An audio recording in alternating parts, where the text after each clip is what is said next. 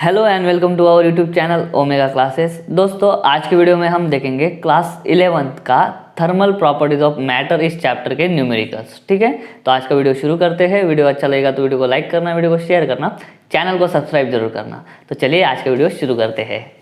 दोस्तों आज का वीडियो शुरू करें इससे पहले मैं आपको एक चीज़ के बारे में बताना चाहता हूँ, वो है अनअकैडमी। अनअकैडमी जो है वो इंडियाज़ लार्जेस्ट लर्निंग प्लेटफॉर्म है। यहाँ पे वेल ट्रेन एजुकेटर्स आपको पढ़ाते हैं, ठीक से आपको गाइडेंस कर सकते हैं। अगर आप अनअकैडमी को ज्वाइन कर लेते हो तो आपको अनलिमिटेड वीडियो एक्सेस मिलेगा।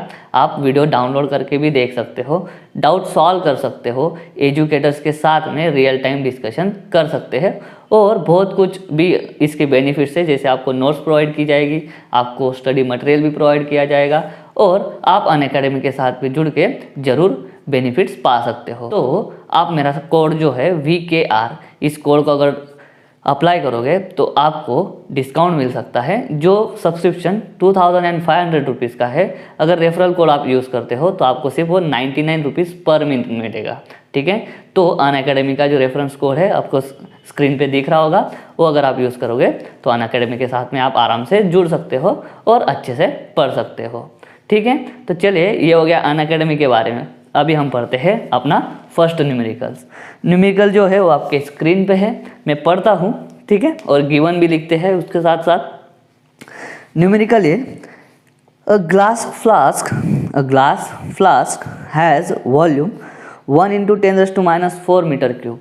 ठीक है, दे के रखा है, उसमें क्वेश्चन 1 ले लेते हैं। ग्लास फ्लास्क के बारे में बोला है कि उसका वॉल्यूम जो है वो वॉल्यूम है कितना है, 1 × 10⁻⁴ metre cube. 1 × 10⁻⁴ metre cube. It is filled with a liquid at 30 degree Celsius. ठीक है, इनिशियल टेम्परेचर दे के रखा है 30 डिग्री सेल्सियस। इस ग्लास के अंदर जो है ना लिक्विड भरा पड़ा है। ठीक है, पूरा भर दिया है उसको लिक्विड से। If the temperature of the system is raise to 100 degree Celsius, temperature बढ़ा दिया उसका, कितना हो गया 100 degree Celsius. How much of the liquid will overflow, liquid कितना ओवरफ्लो होगा, ये तो हमको मालूम है कि लिक्विड ओवरफ्लो क्यों होता होगा। जैसे हम घर पे पानी रखते हैं गैस पे, जैसे जैसे पानी तपता है वैसे वैसे क्या होता है, पानी ऊपर आता है, एक्सपांड होता है, पानी का वॉल्यूम बढ़ने लग जाता है। और अगर उस पानी का वॉल्यूम अपने उस बर्तन के वॉल्यूम से ज़्यादा हो गया तो पानी क्या कर जाएगा, बाहर स्पिल कर जाएगा, ओवरफ्लो हो जाएगा। तो इसमें भी यही होने वाला है।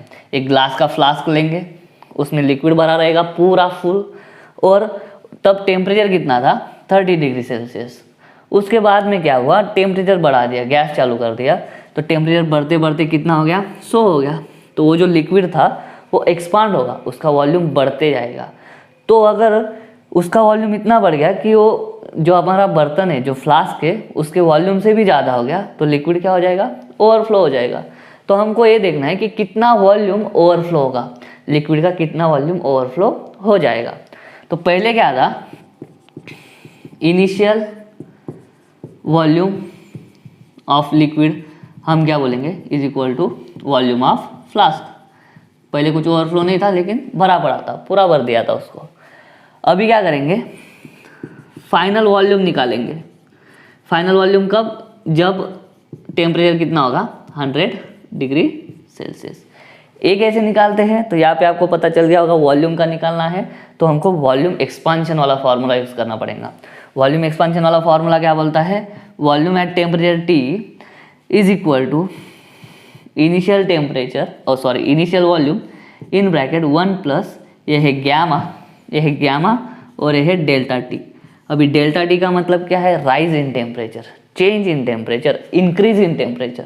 तो यहाँ पे डेल्टा ई देखो कितना आएगा 100 फाइनल था, और उसके बाद में उसमें से 30 माइनस कर लो, कितना हो जाएगा 70 डिग्री सेल्सियस।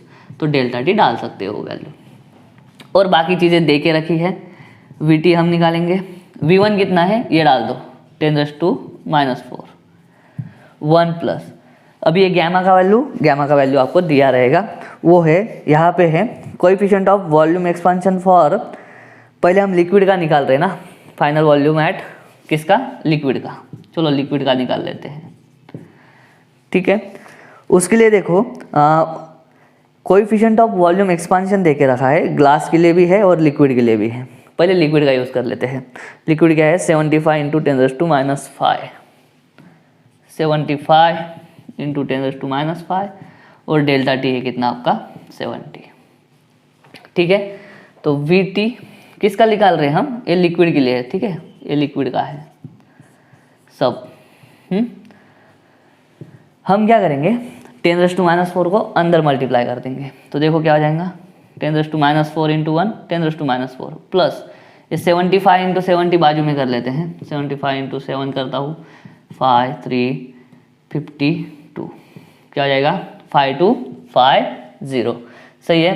7 5 35 3 7 7, ठीक है। तो क्या हो जाएगा वो 5250 इंटू ये 10⁻⁴, ये 10⁻⁵, 10⁻⁹, ठीक है। ये है लिक्विड का जब टेम्परेचर बढ़ जाएगा तब का वॉल्यूम। इसको सॉल्व नहीं करते हैं, ठीक है, क्यों मैं बताता हूँ। अभी हम बाद में निकालेंगे ग्लास का, फॉर किसके लिए, ग्लास फ्लास्क का, ठीक है। ग्लास भी तो मटेरियल है, उस पर भी टेम्परेचर का असर होगा, ग्लास भी एक्सपांड होगा, तो ग्लास एक्सपांड होगा तो ग्लास का साइज भी बढ़ेगा। तो वो भी ट्राई करेगा कि पहले जितना वॉल्यूम वो उसके अंदर ले सकता था अभी उससे ज़्यादा वो वॉल्यूम ले सकता है। लेकिन ये जो है लिक्विड का वॉल्यूम तेज़ी से बढ़ेगा, ग्लास का वॉल्यूम उतना तेज़ी से नहीं बढ़ता है, इस पे गैमा पे डिपेंड करता है। तो ग्लास का वॉल्यूम कितना बढ़ेगा वो अपन अभी निकाल लेते हैं। तो देखो वही होगा V2 is equal to V1, कुछ भी लिख सकते हैं हम, ऐसा कुछ नहीं है, 1 plus gamma delta T. V1 कितना है, वही 10⁻⁴, ग्लास का भी वही था पहले और वाटर का या फिर लिक्विड का भी उतना ही था 1 प्लस। अभी ग्लास के लिए कितना दिया है, ग्लास का गैमा देखेंगे वो है 1.2 इंटू 10⁻⁵, 1.2 इंटू 10⁻⁵, ठीक है, इंटू डेल्टा टी वापस कितना है 70। चलिए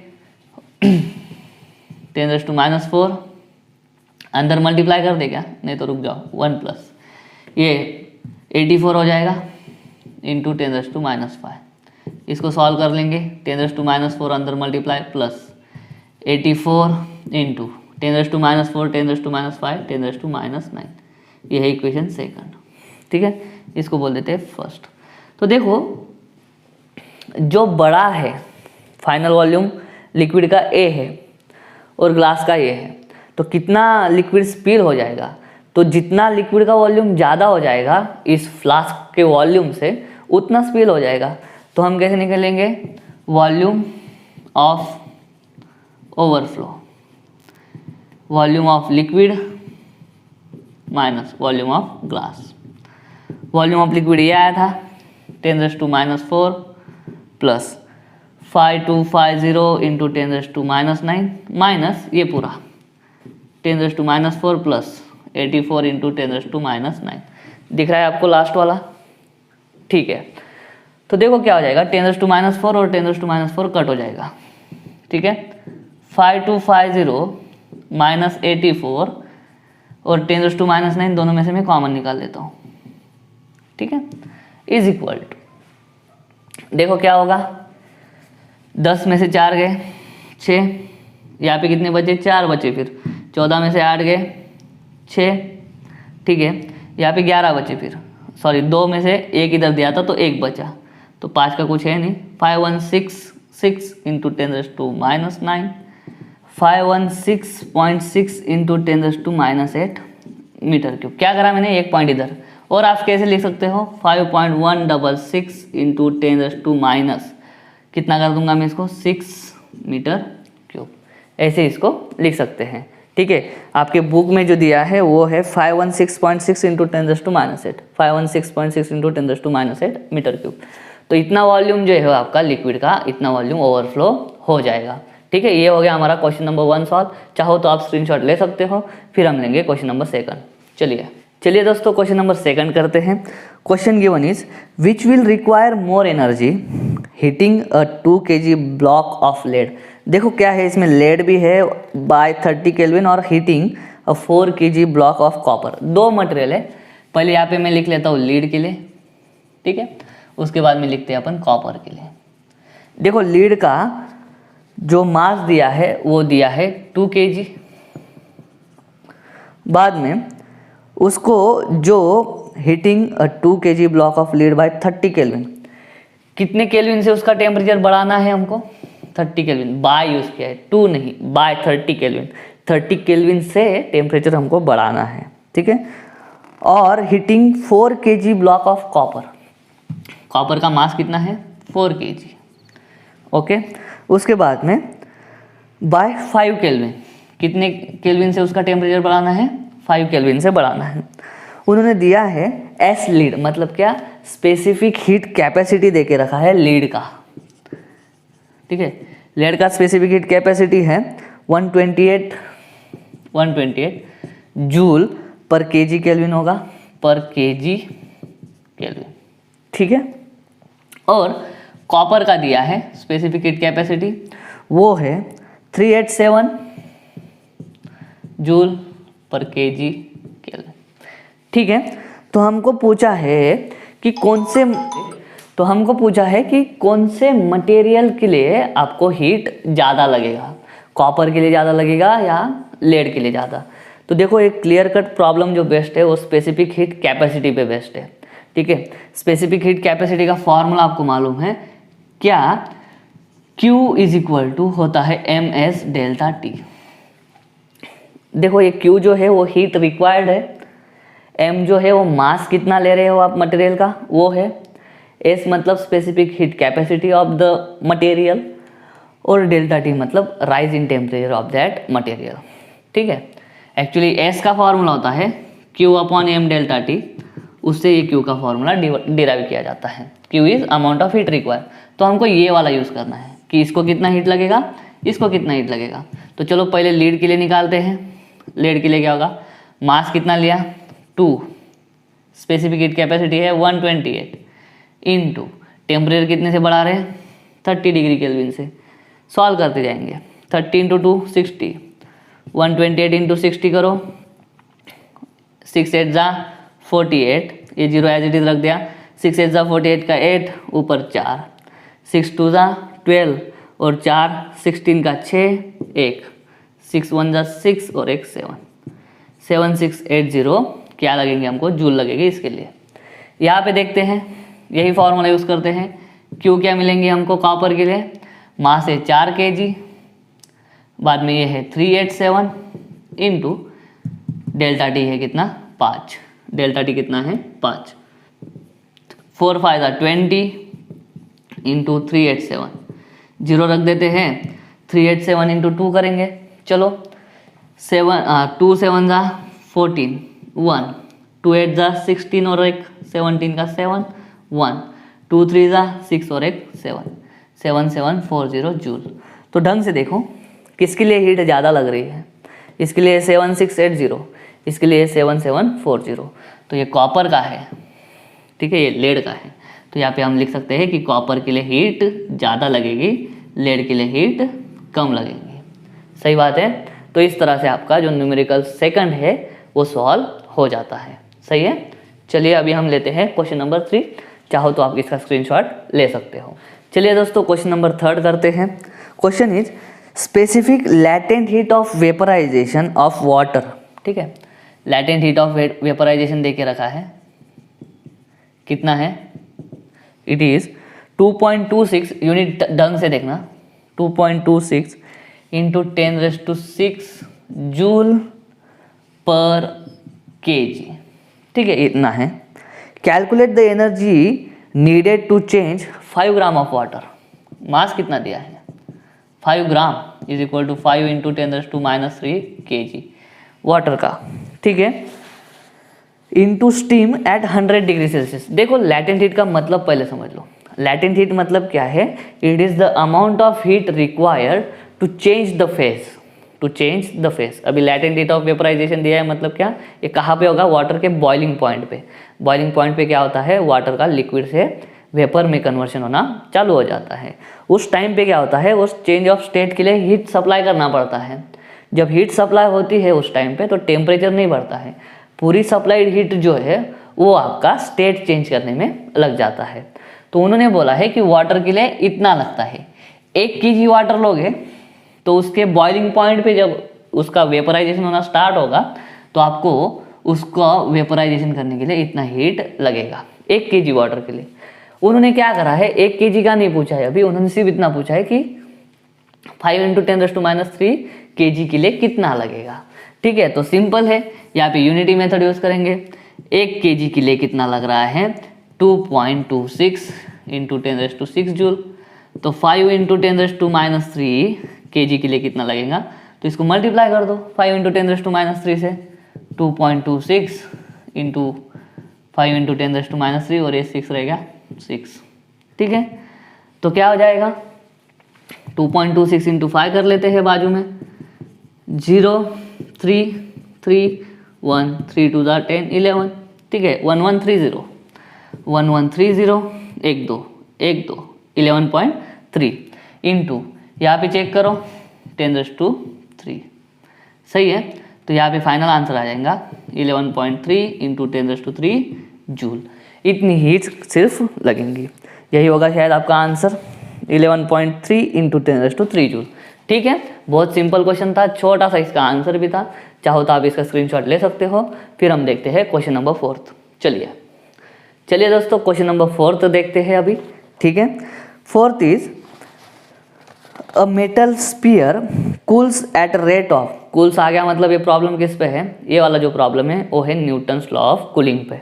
ठीक है, कूल्स एट रेट ऑफ, देखो कूलिंग का रेट दिया है, कूलिंग का रेट कैसे लिखते हैं, मान लो थीटा को टेम्परेचर मान लो dθ/dt, बहुत इसमें थीटा की जगह पे कैपिटल T भी यूज़ करते हैं, अपने अपने हिसाब से यूज़ कर सकते हैं।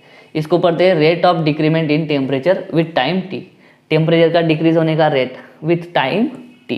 ठीक है, वो है 0.05 डिग्री सेल्सियस पर सेकंड, 0.05 डिग्री सेल्सियस पर सेकंड व्हेन, पहला टेम्परेचर जो था, अभी थीटा यूज़ कर रहा हूँ ना, तो पहला टेम्परेचर क्या था उन्होंने दिया हुआ is 70 degree Celsius, when the temperature is 70 degree Celsius. बाद में दिया है and at the rate of 0.025 degree Celsius पर सेकंड, इसको 1 बोल देते हैं, dθ/dt दे के रखा है 0.025 डिग्री सेल्सियस पर सेकंड व्हेन, अभी θ2 लिख लेता हूँ, θ2 दिया है 50 डिग्री सेल्सियस। ठीक है, determine the temperature of the surrounding, temperature of the surrounding को डिनोट करते हैं θ0 से। ठीक है, next and find rate of cooling, हमको वापस ढूंढना है dθ/dt व्हेन थीटा दे के रखा है 40 डिग्री सेल्सियस। देखो ये जो है ना, ये न्यूटन्स लॉ ऑफ कूलिंग पे बेस्ड है। ठीक है, इसको सॉल्व कैसे करते हैं, हम पहले इन दोनों से इक्वेशन बना लेंगे। ठीक है, ताकि हमको क्या मिले, θ0 मिले सराउंडिंग का। न्यूटन्स लॉ ऑफ कूलिंग क्या बोलता है, न्यूटन्स लॉ ऑफ कूलिंग बोलता है the rate of cooling is directly proportional to ये वाला theta minus θ0, temperature at that instant minus temperature of the surrounding, difference between temperature at particular instant minus temperature of the surrounding. ठीक है, तो पहले के लिए दिया है देखो, तो पहले का वैल्यू, और हाँ इसको और कैसे कर सकते हैं, dθ/dt is equal to k into theta minus θ0 लिख सकते, ये तो सबको मालूम है। प्रोपोर्शनलिटी का साइन हटाना हो तो इक्वल टू कांस्टेंट डाल दो। इसको अब यूज़ करेंगे, पहला जो दिया है देखो क्या है 0.05 डिग्री सेल्सियस पर सेकंड, डिग्री सेल्सियस पर सेकंड, कोई चेंज करने का जरूरत है नहीं, k इंटू θ1। ठीक है, तो यहाँ पे देखो मैं 1 1 कर देता हूँ, θ1 माइनस θ0, θ1 कितना 70, θ0 मालूम नहीं, इसको एज इट इज रखते हैं, इसको बोलता हूँ इक्वेशन नंबर 1। उसी के लिए अभी सेकंड का dθ/dt is equal to k θ2 minus θ0, तो इससे क्या हो जाएगा ये देखना 0.025 k इंटू θ2 है आपका 50 माइनस θ0, सराउंडिंग का टेम्परेचर मालूम नहीं है। अभी सराउंडिंग का टेम्परेचर कैसे निकालेंगे, तो अपन फर्स्ट को है ना सेकंड से डिवाइड कर देते हैं, डिवाइड करेंगे तो क्या हो जाएगा, देखो फर्स्ट को सेकंड से डिवाइड, तो ये देखो 5 हो जाएगा, ये कितना जाएगा 2.5 हो जाएगा, 10 से मल्टीप्लाई करो, 100 से मल्टीप्लाई करो, ये 5 हो जाएगा। इसको भी 100 से मल्टीप्लाई करो, ये 2.5 हो जाएगा, 2.5 मतलब 2.5, तो 5/2.5 हो जाएगा 2। सही है, इसको मैं डायरेक्ट लिखता हूँ। अभी यहाँ पे देखो के कट हो जाएगा, ऊपर क्या बचेगा 70 माइनस थीटा 0 अपॉन नीचे बचेगा 50 माइनस थीटा 0। अभी तो बहुत सिंपल हो गया, इसको मल्टीप्लाई कर दो। देखो मैं डायरेक्ट मल्टीप्लिकेशन वाला लिखता हूँ, 50 × 2 100 minus theta 0 × 2 2 times theta 0 is equal to ये 70 माइनस थीटा 0। अब ये -2 टाइम्स थीटा 0 उधर जाके प्लस हो जाएगा, माइनस थीटा 0 में +2 थीटा 0 प्लस होगा तो उधर बचेगा सिर्फ थीटा 0। ये 70 इधर प्लस है, वो इधर आएगा माइनस हो जाएगा, 100 माइनस 70 हो जाएगा 30 डिग्री सेल्सियस। तो सराउंडिंग का टेम्परेचर कितना है, सराउंडिंग का टेम्परेचर है आपका 30 डिग्री सेल्सियस। आधा पार्ट आपका सॉल्व हो गया। सही है, अभी बचता है D theta by D T. D theta by D T हमको मालूम है क्या, के into theta minus theta 0। Theta अभी बोला है उन्होंने 40, चलो थीटा माइनस थीटा 0 मालूम है। इसी में मैं क्या करता हूँ, कितने पे पूछा है 40 पे, तो इस थीटा का वैल्यू मैं डाल देता हूँ 40। थीटा 0 कितना आया है, थीटा 0 आया है 30। ठीक है, ये एक हो गया, हमें ये निकालना है। ठीक है, अभी हम क्या करते हैं, किसी और का सहारा लेते हैं, इसका लेते हैं। ठीक है, फर्स्ट वाले का या सेकंड वाले का, किसी का भी ले सकते हो। ठीक है, अभी वो 30 है ना, चलो फर्स्ट का ले लेते हैं। फर्स्ट का देखो क्या है, मैं वापस लिखता हूँ 0.05 इज इक्वल टू के इंटू, क्योंकि के की वैल्यू हमें पता नहीं है ना, तो के को हटाना है कैसे भी करके 70 माइनस, अभी थीटा 0 की वैल्यू मालूम हो गई तो इसमें भी डाल दो 30। अभी इन दोनों को डिवाइड कर देते हैं। ठीक है, ये नया डेवलप इक्वेशन है, इनको डिवाइड करा तो देखो क्या हो जाएगा D theta by D T हमको निकालना है। ठीक है, अपॉन 0.05 इज इक्वल टू के कट हो जाएगा, के कट होके देखो 40 माइनस 30 ऊपर 10 बचा, ये 70 माइनस 30 नीचे कितना बचा 40। ठीक है, अभी क्या करते हैं, कैंसर।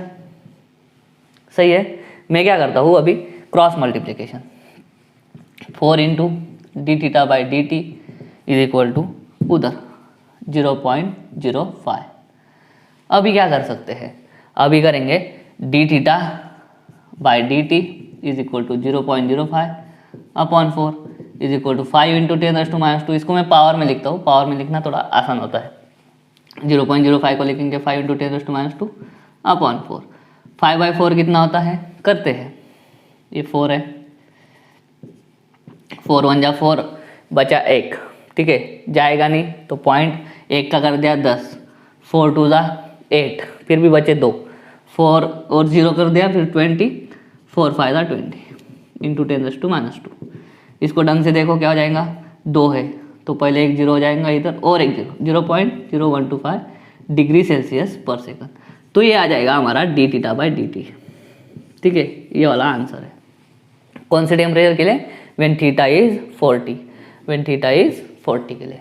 तो ये है, ऐसा स्टेप बाय स्टेप हमको करना है। उम्मीद करता हूँ समझ में आ गया होगा, ऐसा है तो स्क्रीनशॉट ले लो। फिर हम देखते हैं नेक्स्ट क्वेश्चन। चलिए दोस्तों नेक्स्ट क्वेश्चन करते हैं। नेक्स्ट क्वेश्चन जो है वो थ्योरेटिकल है। पूछा है the volume of gas is varied linearly with absolute temperature if it's pressure is held constant. Pressure constant रख रहे हैं और वॉल्यूम का टेम्परेचर के साथ में रिलेशन चेक कर रहे हैं। ठीक है, suppose the gas does not liquefy even at very low temperature. हमको मालूम है गैस का टेम्परेचर कम करते जाओ वो लिक्विड में कन्वर्ट होना चाहता है, होता है, लेकिन वो हो नहीं रहा। एट वेरी लो टेम्परेचर भी वो लिक्विड नहीं हुआ। At what temperature the volume of gas will be ideally zero, ideally zero. ठीक है, हमने एब्सोल्यूट जीरो टेम्परेचर पढ़ा है। एब्सोल्यूट जीरो टेम्परेचर का डेफिनेशन क्या है, it is the temperature at which the volume of gas any gas becomes zero. तो वो जो है वो हाइपोथेटिकल टेम्परेचर है, वो -273.15 डिग्री सेल्सियस है, जिसको हम क्या बोलते हैं, एब्सोल्यूट जीरो टेम्परेचर। सॉरी, तो गैस का वॉल्यूम जीरो कहाँ पे होता है, एब्सोल्यूट जीरो टेम्परेचर पे, और एब्सोल्यूट जीरो टेम्परेचर है आपका -273.15 डिग्री सेल्सियस। तो वही होगा इसका आंसर। अभी हम लेते हैं क्वेश्चन नंबर 6। चलिए देखो, क्वेश्चन नंबर 6 में पढ़ता हूँ, आपके स्क्रीन पे है।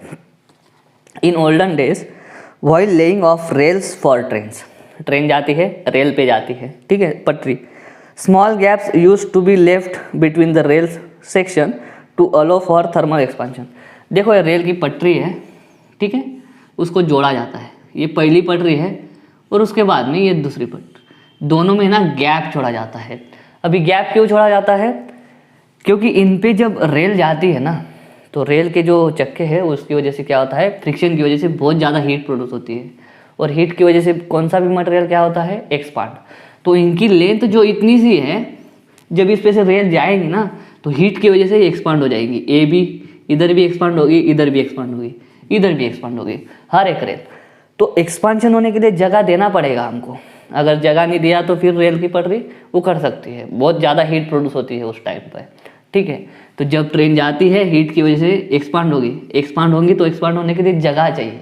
तो क्या करते थे पुराने ज़माने में, अभी भी जो रेल्स है ना, पहली रेल और ये दूसरी रेल, उनके बीच में क्या करते हैं, थोड़ा सा गैप रहने देते हैं, ताकि जब उन पे से ट्रेन जाए तो एक्सपांड होने के लिए उनको जगह मिले, ठीक है। तो वो गैप रखते थे थोड़ा सा left between the rail section to allow for thermal expansion. Okay, suppose the rails are laid at room temperature 27 degree Celsius. देखो पहला रूम टेम्परेचर दिया है उन्होंने, T1 दे के रखा है 27 डिग्री सेल्सियस, ठीक है।